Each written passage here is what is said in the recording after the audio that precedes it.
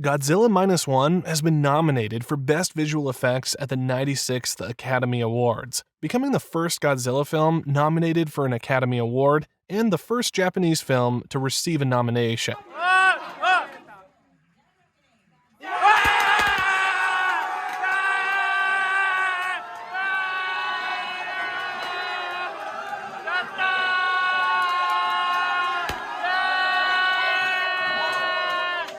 It was heartwarming to see the director Takashi Yamazaki and his team celebrate their nomination. With Parasite winning the Academy Award for Best Film in 2019, it's great to see foreign language films get recognition for the most prestigious and famous award in the film industry. With a mere budget of up to $15 million as opposed to a $200 million budget for Godzilla vs. Kong, Minus One simply earning a nomination is an impressive achievement, and whether it wins the Academy Award or not, the film is truly deserving. All 610 of the film's visual effects shots were handled by a crew of 35 artists at Shirogumi, a production studio under the supervision of Yamazaki. The film again established Godzilla as a true force of nature and a bona fide monster, a king of monsters who leaves a path of destruction in his wake.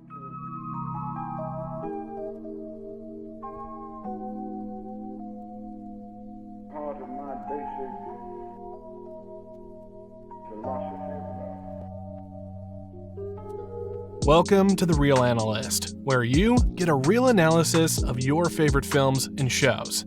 If you crave thought-provoking film essays and deep dives into the world of cinema, hit the like button and subscribe to my channel.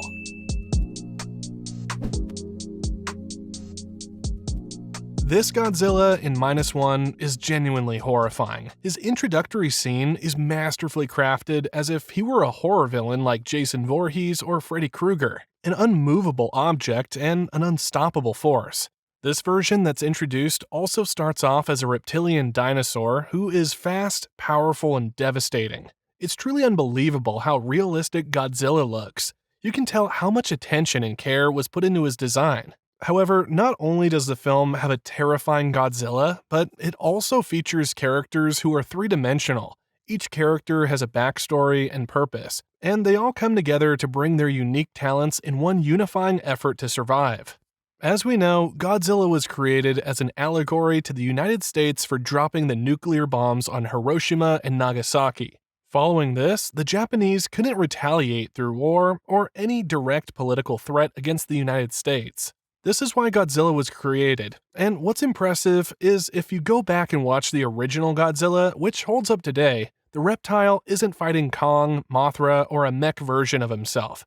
His sole purpose is to be a danger to the Japanese people, with no remorse. In the original 1954 film is the Japanese discovery, investigation, and fight against Godzilla. What's intriguing is that in this original film, there are characters who care about the King of Monsters and don't want to kill him. They want to keep him alive to study and let live. The film's protagonist, Koichi Shikishima, starts as a failed kamikaze suicide pilot returning to a repair base claiming there was an issue with his plane. As night falls, Godzilla attacks in a horrific scene. The film takes its time and shows Shikishima's PTSD, faults, failures, and fears. Even when he stumbles across a makeshift family, he can't connect to them because he's afraid, no matter how hard his partner Noriko tries. There are few to no jobs, and people had to take dangerous jobs to get paid.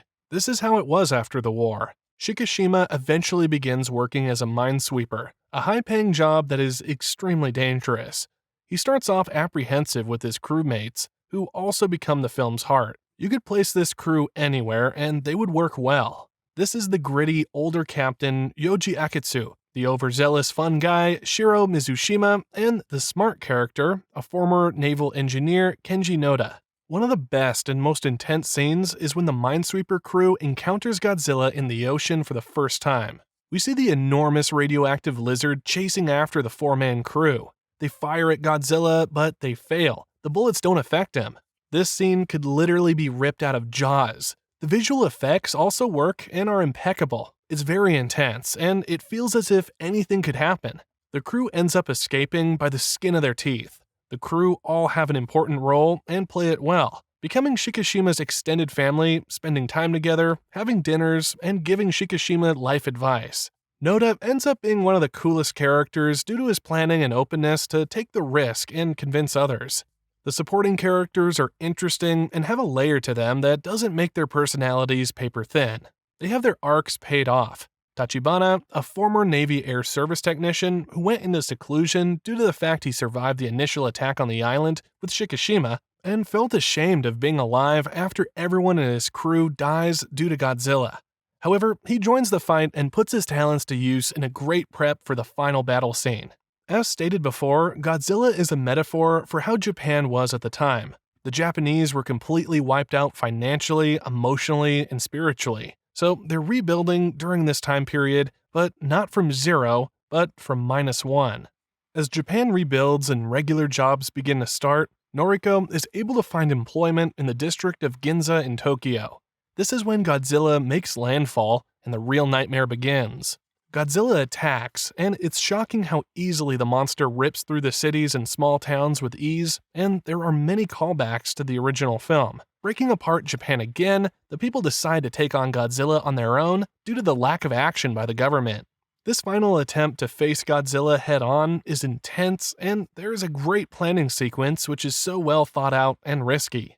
It feels as if you're right there with these people fighting for their home. The ending battle is gripping, and Godzilla proves to be a tough foe. It's quite impressive on how it's pulled off, with great fun and a predictable ending.